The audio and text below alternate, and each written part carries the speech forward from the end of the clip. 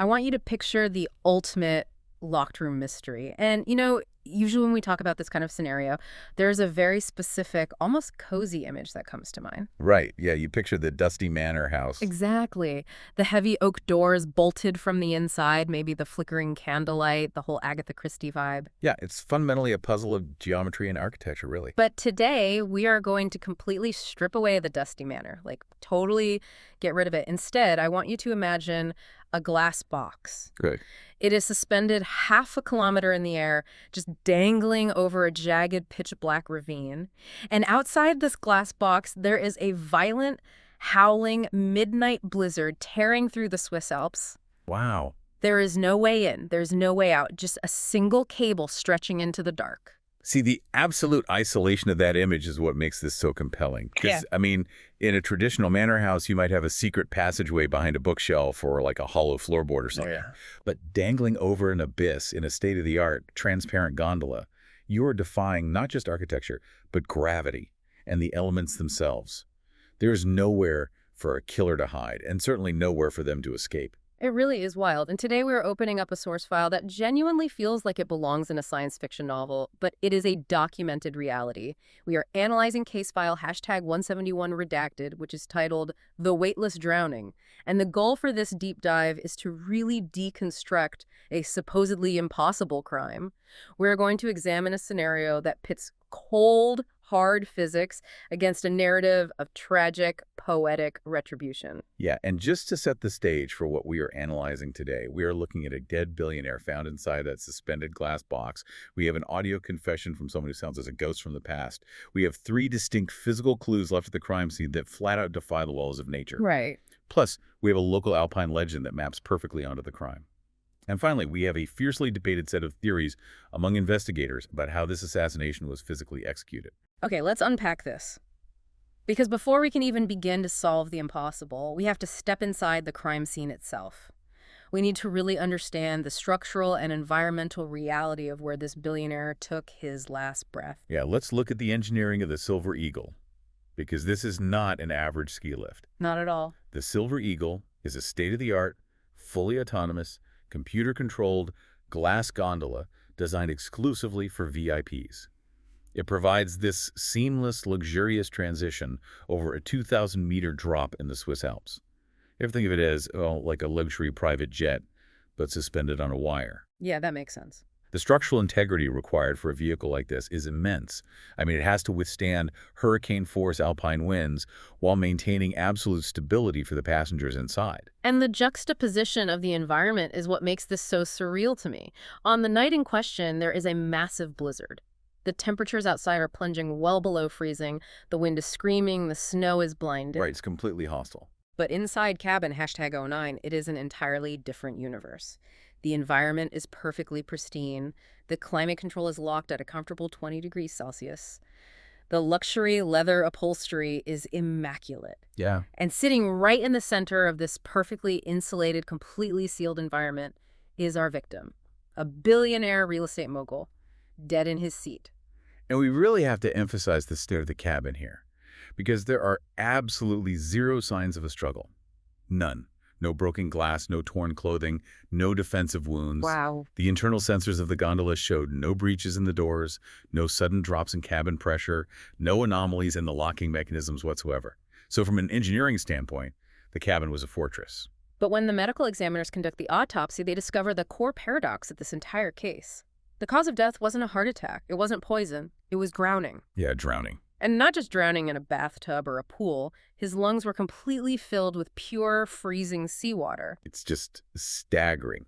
Finding freezing seawater in a man's lungs at 2,000 meters elevation, hundreds of miles from the nearest ocean, it completely shatters our understanding of forensic logistics. It's like an inverted snow globe, right? Where the storm is entirely contained inside a single person's chest. I mean, if the cabin is bone dry, how does a man drown in the ocean while dangling in the Alps?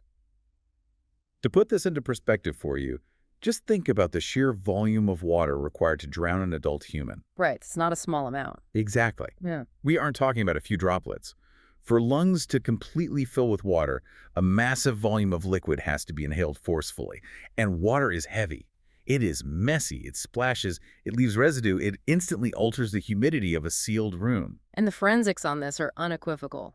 The interior of cabin #09 was pristine. There was no salt residue on the leather, there were no water stains on his tailored suit, other than perhaps a microscopic amount of moisture around the lips, which is, typical of the final physiological stages of drowning. But to introduce that much liquid into a sealed environment without leaving a single drop on the floor, that implies a level of control that borders on the supernatural. Yeah, you cannot drown a man in a desert without bringing the water with you. And you certainly cannot drown a man in a hanging gondola without leaving a puddle. The physics simply do not allow for it. Exactly. And when a crime scene so deliberately mocks the laws of physics, you aren't just looking at an assassination. You are looking at a highly calculated message.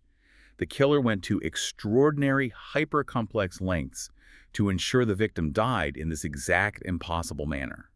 Someone wanted this victim to understand exactly why they were dying. Which means we need to look at the manifesto they left behind.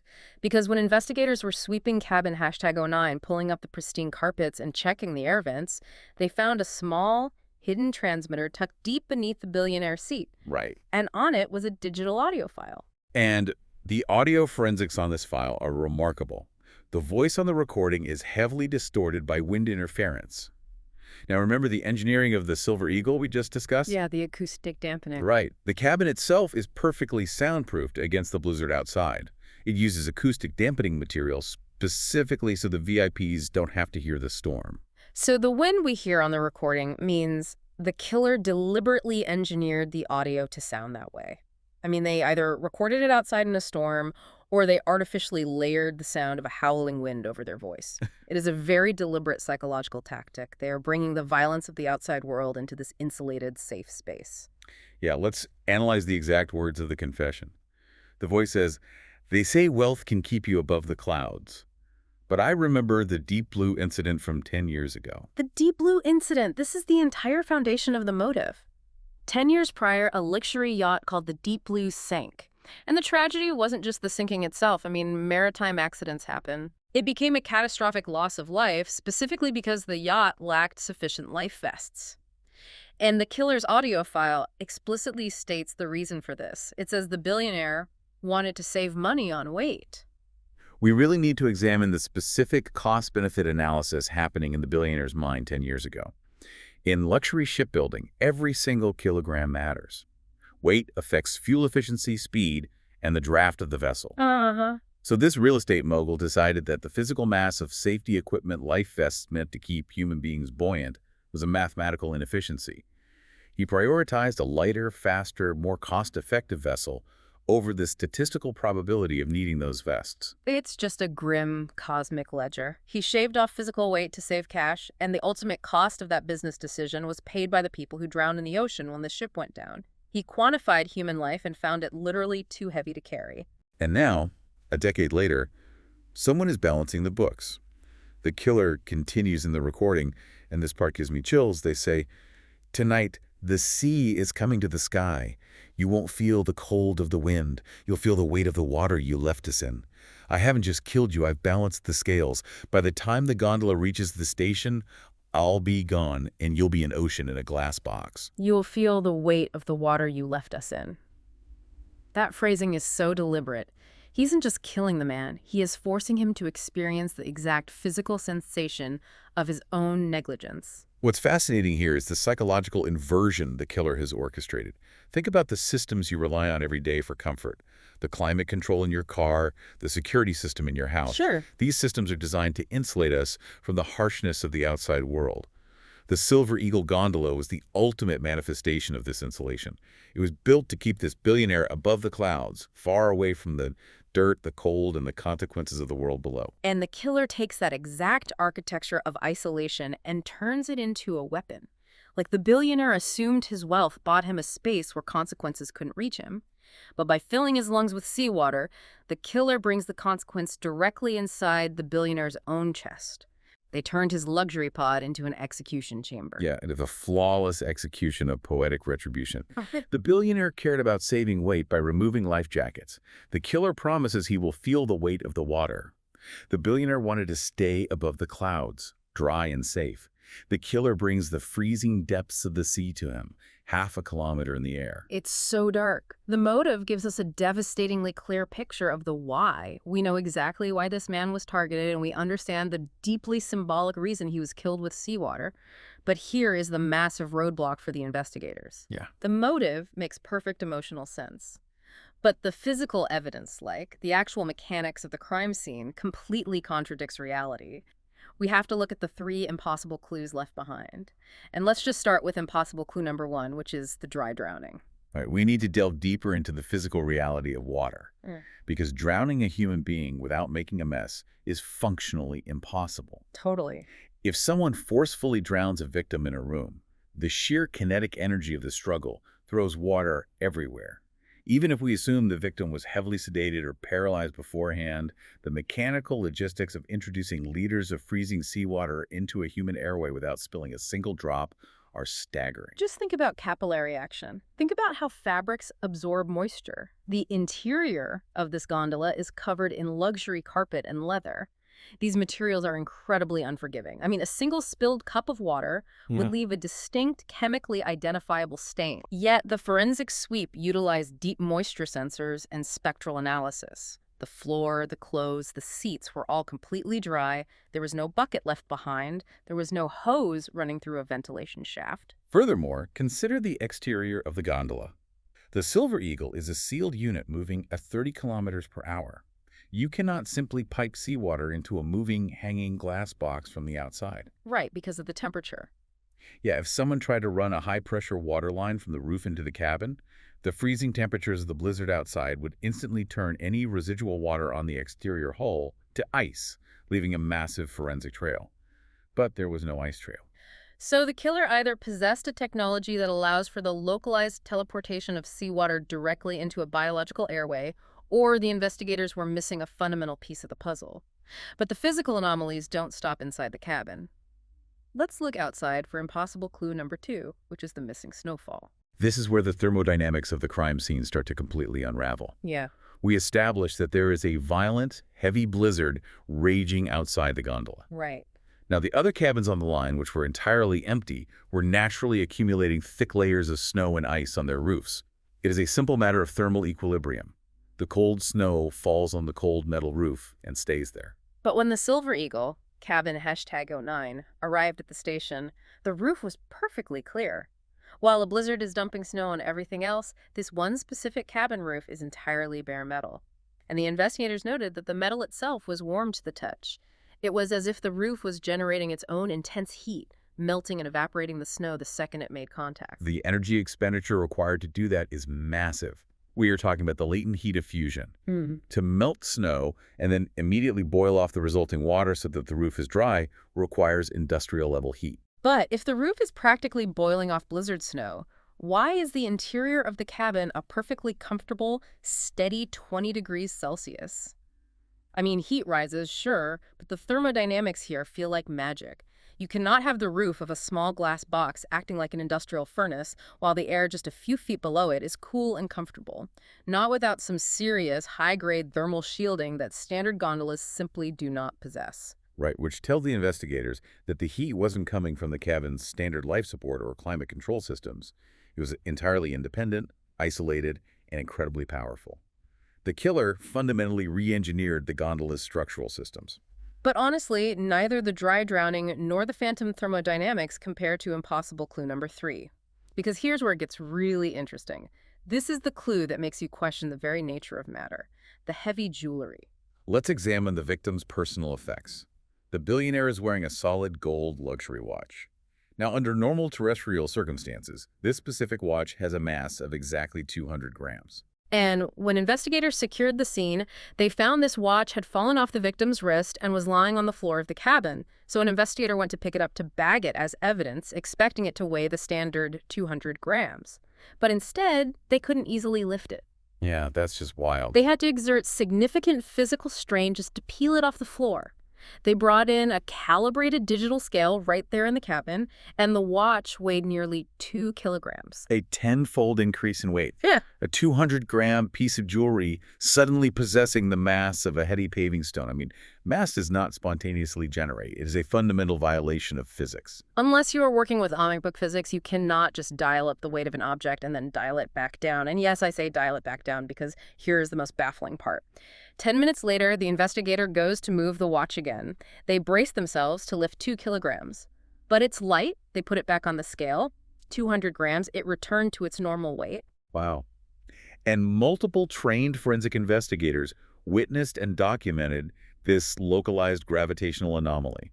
And if we connect this back to the killer's audio manifesto... You'll feel the weight of the water you left us in. Exactly.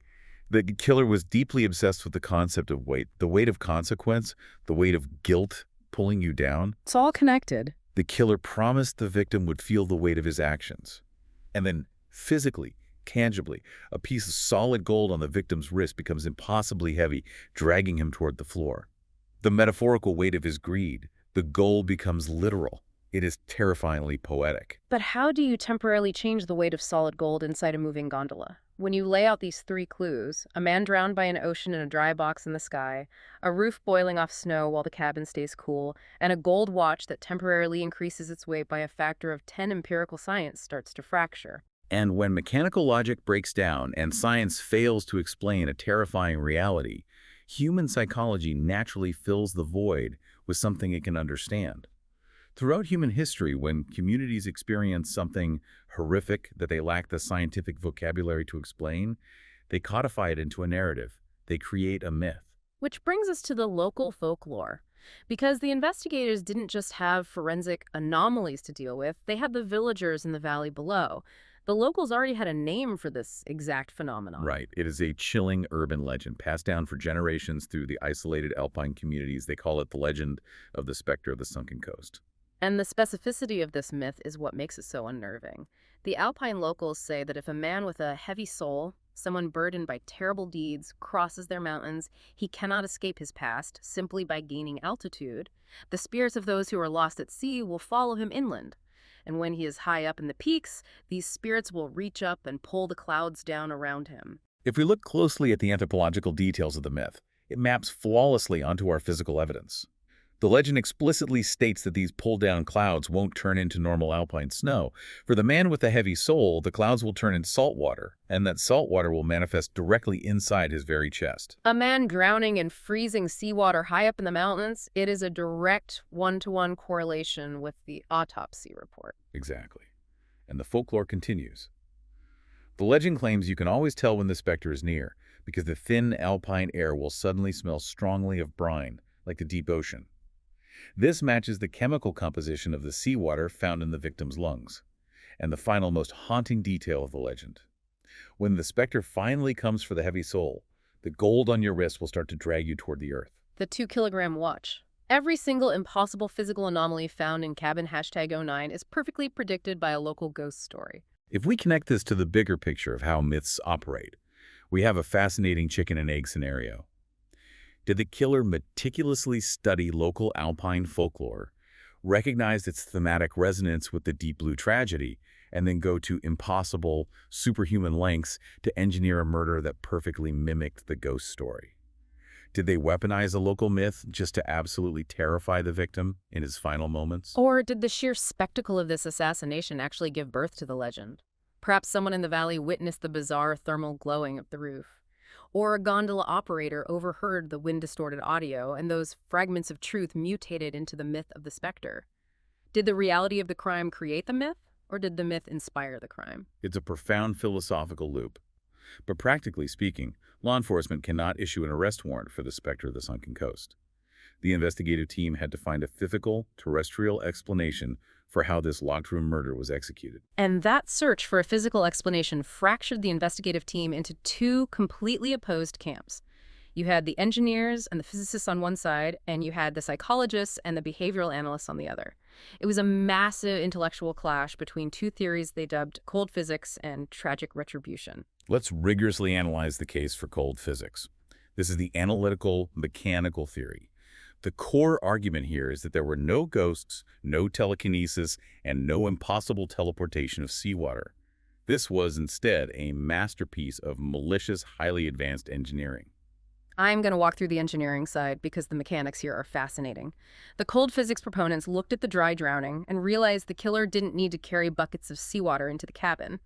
They utilized the gondola's own existing environmental infrastructure against the victim. Specifically the high-pressure cooling system. Yes. The Silver Eagle, being a glass box, acts like a greenhouse. To maintain that perfect 20-degree climate, especially when the sun is beating down on it during the day, it requires a robust, high-pressure HVAC system. The theory is that the killer hacked into the external reservoirs of this specific system. Instead of circulating standard freon or coolant, they bypassed the safety valves and loaded the system with two highly volatile components: liquid carbon dioxide and a highly concentrated, microscopic saline mist. We need to understand the physics of liquid CO2. It is incredibly cold and it's stored under high pressure. When it is suddenly released into a lower pressure environment, it expands rapidly, violently dropping the temperature of the surrounding air and displacing oxygen almost instantly. So picture the mechanics of the assassination. The victim is sitting in a seat, the doors are locked. Suddenly, the HVAC vents blast an invisible, hyper-cold mixture of expanding CO2 and saline mist directly into his face. He instinctively gasps for air, but there is no oxygen. He inhales the super-chilled CO2 and the salt mist directly into his respiratory tract. Which creates an immediate, catastrophic physiological crisis known as flash pulmonary edema. Right, and this is the crucial scientific mechanism that explains the dry drowning. When the delicate tissues of the lungs, the alveoli, are exposed to extreme cold and highly concentrated salt, the body's osmotic balance is violently disrupted. The body panics. To dilute the sudden influx of salt and protect the tissues from the freezing cold, the body rapidly draws blood plasma and fluids directly from its own bloodstream into the lungs. The victim literally drowns in his own biological fluids. The pathology of flash pulmonary edema triggered by a saline mist perfectly mimics the pathology of a seawater drowning because the lungs are suddenly full of cold, salty fluid. But the water didn't come from the ocean. It came from the victim's own body. It is a horrifyingly brilliant biological hack. It perfectly explains how the lungs are completely full of freezing salt water while the external environment, the leather, the clothes, the carpet, remains absolutely bone dry. It was a localized internal event triggered by an invisible gas. So that brilliantly solves the dry drowning. But how does the cold physics theory explain a 2-kilogram gold watch? I mean, how do you hack the fundamental mass of an object? Well, you don't hack the mass, you hack the magnetic field. The engineers looked at the gondola's emergency braking system. These massive cable cars operate on a steel wire rope, and they have heavy-duty electromagnetic brakes that can clamp onto the wire in an emergency to prevent a catastrophic fall. The theory proposes that the killer rewired the capacitors for these brakes, triggering a massive, highly localized electromagnetic pulse, an EMP directed downwards through the metal floor of cabin #09. Now, anyone with basic science knowledge knows that gold is non-magnetic. A standard refrigerator magnet will not stick to a gold watch. True, but if you generate a rapidly changing, incredibly powerful alternating magnetic field, you invoke Faraday's law of induction. You create what are known as eddy currents inside conductive metals, and gold is an excellent conductor. When this intense, fluctuating electromagnetic field passes through the gold watch, it creates swirling eddy currents inside the metal. These currents, in turn, generate their own opposing magnetic field, a principle known as Lenz's law. The resulting physical sensation is profound. It's like trying to drag your hand through thick molasses. The opposing magnetic field creates a massive resistance against the metal frame of the gondola floor. To the investigator trying to lift the watch, the magnetic resistance felt exactly like lifting a 2-kilogram weight. They weren't lifting actual mass, they were fighting a highly concentrated, localized electromagnetic field. And this perfectly explains the timeline, too. Why did it return to its normal weight 10 minutes later? Because the rewired capacitors that fired the EMP simply ran out of stored energy. The magnetic field dissipated, the eddy current stopped, and the watch was just a 200-gram piece of jewelry again. It's elegant. And finally, the missing snow on the roof. The cold physics team argues that to pull off this complex chemical and electromagnetic assassination, the killer needed to ensure absolutely no trace of the liquid CO2 or saline mist remained in the cabin's ventilation shafts when it arrived at the station. If investigators found saline residue in the vents, the entire illusion of the locked room ocean drowning would be ruined. So they baked the evidence. Exactly. They installed industrial-grade heating coils on the exterior roof panel, wired to the gondola's main power supply. The moment the assassination was complete, these coils superheated the ventilation exhaust, rapidly evaporating any lingering chemical evidence. The heat was so intense it boiled the blizzard snow right off the roof. The bare, warm roof wasn't magic, it was simply the thermodynamic exhaust of a killer meticulously cleaning the crime scene. It is a flawless, dry room mechanical execution. It wraps every impossible anomaly in a neat, scientifically plausible, albeit highly illegal, bow. So, if the engineering explains everything, why was there a debate? Why did the tragic retribution camp push back so hard against this narrative? Because the psychologists argued that the engineers were missing the forest for the trees. The behavioral analysts looked at the cold physics theory and saw a fundamental flaw in human motivation. What's the flaw? I mean, if it works, it works. This raises an important question, though. Why go to all this trouble? If your only goal is to kill a billionaire in a locked room, there are vastly simpler ways to do it. A simple, untraceable poison gas in the vents would suffice. A mechanical hack that drops the entire gondola into the ravine would look like a tragic accident. But the killer didn't choose the path of least resistance. They chose a path of agonizing, hyper-complex difficulty. Hacking cooling vents, generating microscopic saline mists, inducing electromagnetic eddy currents in gold. The effort required is staggering. Why do it? Because it wasn't just a murder, it was a performance. Precisely. The tragic retribution camp argues that the cold physics theory reduces a profound human tragedy to a sterile science experiment. Every single impossible physical element was designed obsessively to recreate the precise conditions of the Deep Blue yacht disaster. The victim had to drown in salt water, just like the people left behind on the sinking yacht without life vests. He had to be dragged down by his own gold, symbolizing his prioritization of weight over safety. The psychologists are arguing that you cannot divorce the mechanics from the emotion. The science was merely a tool used by a broken heart to orchestrate a theatrical recreation of trauma. The killer wanted the billionaire to intimately, physically understand the terror of the people he let die. It is a debate between the mind and the heart. The mechanics versus the motive. The engineers have the how, the psychologists have the why, and together, combining the cold physics execution with the tragic retribution motive, they seem to perfectly solve the locked room mystery of the Silver Eagle. They do. It all makes perfect sense. Until they pried open the victim's hand. Yeah. Every great mystery has a final twist that shatters the established narrative. Both sides of the investigative team were arguing, perfectly content in their respective theories, believing they had the case closed, until the medical examiner made one final, inexplicable discovery at the morgue. When the medical examiner finally got to the victim, rigor mortis had fully set in. His hands were tightly clenched. They had to force the fingers back one by one. And hidden deep in the palm of the dead billionaire's hand, they found a single unexplainable variable. A tiny, pristine seashell. A physical, tangible object from the ocean. And this object utterly destroys the cold physics theory. It shatters the entire mechanical premise into a million pieces. Let's examine why the seashell is so devastating to the engineer's theory. Look, I am all for the brilliance of engineering. You can manipulate gases and liquids. You can pump liquid CO2 through a high-pressure vent. You can evaporate a saline mist with industrial roof heaters. You can use an extreme EMP to induce eddy currents in a gold watch.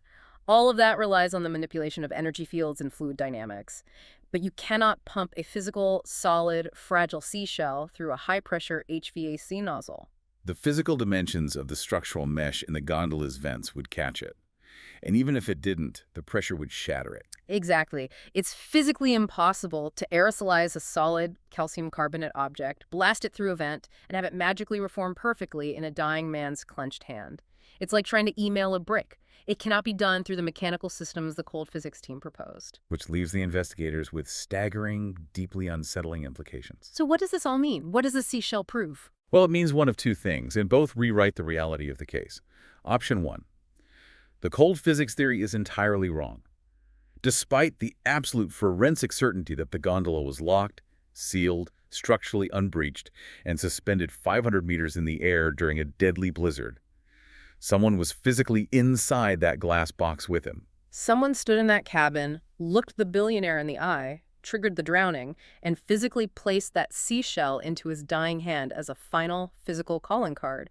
But if that's true, how did they bypass the internal sensors? And more importantly, how did they exit a hanging glass box over a ravine without leaving a trace? We don't have the scientific vocabulary to answer that, and that is why option 2 is even more terrifying for a logical mind.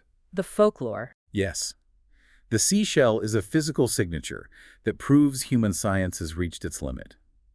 It suggests that either there is an assassin operating with logistical capabilities that completely transcend our current understanding of physics, or there is an element to this tragedy that cannot be explained by algorithms and thermodynamics. It suggests that the myth of the heavy soul might not just be a story born of trauma, that the specter truly did pull the sea into the sky and left a piece of the sunken coast behind as undeniable proof. This entire case leaves us standing right on the precipice between logic and legend. Think about the broader implications here. You have a man who built his entire life on the premise that wealth could keep him insulated. He literally put himself in a glass box above the clouds, physically and emotionally detached from the messiness and the consequences of the world below. He quantified human life, prioritized his bottom line, and assumed he would never have to answer for the Deep Blue incident because he was untouchable. And he was brought down by the very systems he used to isolate himself. He was executed in a locked room that defied every law of physics, forced to intimately experience the exact chilling trauma of the people he abandoned. We are left staring at the evidence. The freezing water in a completely dry room, the melting snow over a cool cabin, the watch that weighed as much as a brick, and of course, the seashell. Which brings a final lingering thought for you to consider. Throughout this entire analysis, we have been consumed by the concept of weight, the massive crushing weight of the water filling a man's lungs, the impossible physics-defying weight of the gold watch dragging an empire builder to the floor, the heavy soul. We are obsessed with the heavy things, the massive forces. But consider the seashell. Consider the seashell. It is an object that weighs practically nothing. Just a few grams of fragile calcium carbonate. You could blow it off the palm of your hand. And yet, in the context of this impossible crime scene, it carries the heaviest implication of all. It destroys mechanical theories. It mocks the forensic investigators. So I leave you with this question to explore.